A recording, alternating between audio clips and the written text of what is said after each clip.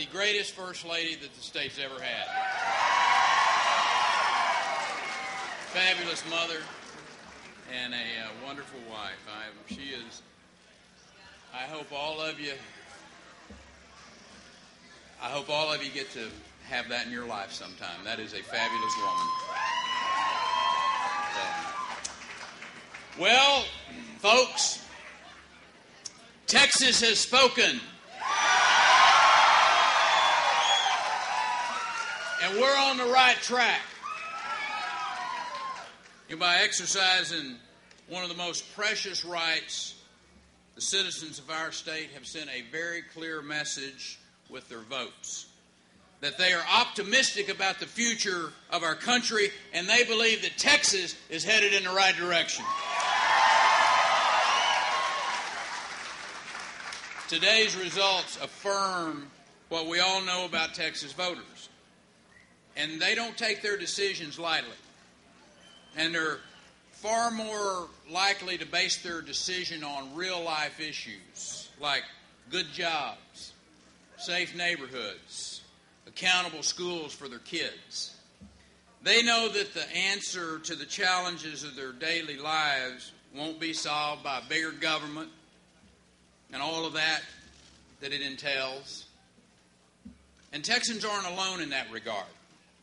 All across the country, in precinct after precinct, the wave of dissatisfaction has been building for nearly 2 years. And it crested tonight in the form of conservatives winning offices and champions of big government are cleaning out their desk right now.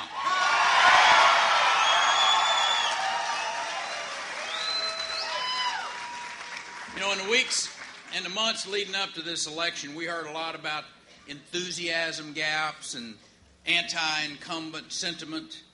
You and I both know that voters are more insightful than that. The issue at hand is not how long a person's been in office, but how hard they work to limit the size and the reach of government. And I might add, the respect that they have for the citizens of this state and of this nation. America is still the land of the free and the home of the brave. And freedom still matters greatly in a very personal way to all the people across this country. Our citizens are tired of big government raising their taxes and cooking up new ways to micromanage their lives. Our citizens are tired of big government killing jobs with their do-gooder policies. It has nothing to do with either science or economics. In short, the people are fed up. And they voted their values. They voted their values to restore our country, to get our government to be of the people, by the people, and for the people. And in that regard, Texas has kind of got a leg up on the rest of the country, General.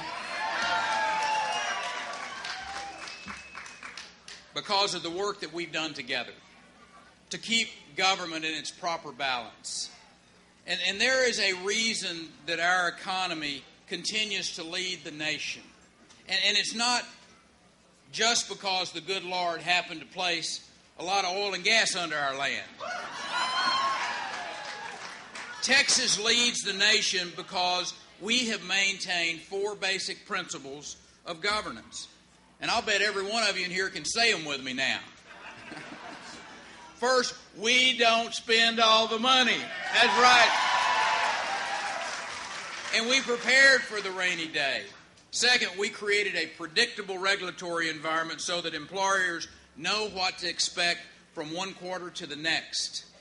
Third, we reformed our legal system to cut down on those frivolous lawsuits so that employers and doctors don't spend all their time at the courthouse. And fourth, we increased the accountability in our schools so that young Texans are getting the education that they need to compete in this global economy. That approach sets the table for hard-working Texans to apply themselves and their legendary work ethic to developing products, creating jobs, and attracting investment. That approach has established our state as the nation's top job creator and an example for the rest of the nation. When the outcomes of this election are certified, I believe that we'll see the conservative presence substantially in the Texas House and the Texas Senate.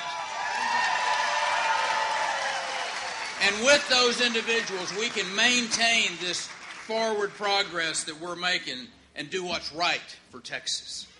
You know, with conservative gains in Washington, I am genuinely optimistic that we're one day closer to seeing fiscally conservative approaches applied at the national level as well. And I want to challenge those new faces in Washington to play above their pay grade. I want them to press for change sooner rather than later. I want them to get in there and really go to work.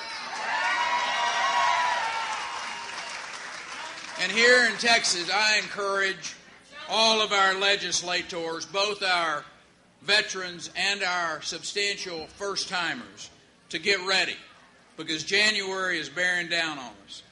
Things are better here than they are almost anywhere else in the country, but we got our work cut out for us. When the 82nd legislature gavels in January, we need to be ready to make some tough decisions, balance our budget, fund our state's essential priorities, obviously all without raising taxes. I want our legislators and our leadership to know that I am committed to the team effort that it's going to take to make that happen. You know, it seems like years ago when we kicked off this campaign and we continued this conversation with Texans, because that's what this really is all about. It's about the conversation that we've had with Texans, just like you all in this audience. As I've traveled the state, listening to their concerns, my abiding faith in the folks who are blessed to be called Texans has grown even stronger. And no matter where you are in the great state of Texas tonight, between the high plains and to the west, to the piney woods to the east, to the panhandle up in the north, to the valley down south, I'm honored to have won the privilege of your vote and your support tonight. Thank you.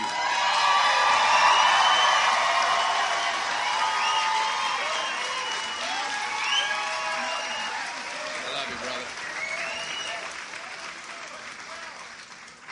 Outside of loving my wife and my two great children, I don't have a greater honor in my life than serving as your governor. And I am more determined than ever to stand up for you, whether it's against that intrusive federal government or the gloom and doomers who think that raising your taxes is the only way to balance our budget. I'm going to stand up to them, and they're going to hear no coming out of us when they try to do that. Texas is capable of so much more. And I want to ask the rest of the team to come out here. This is a group of men and women who I am truly blessed to have working with me. David Dewhurst, Greg Abbott, Susan Cone, Jerry Patterson, Todd Staples. What an awesome piece of Mike McCall, you big star. Porter, Eva, Ehrman, Steve Ministeri. Let me tell you, this is a great team. How about a big applause for this bunch right here?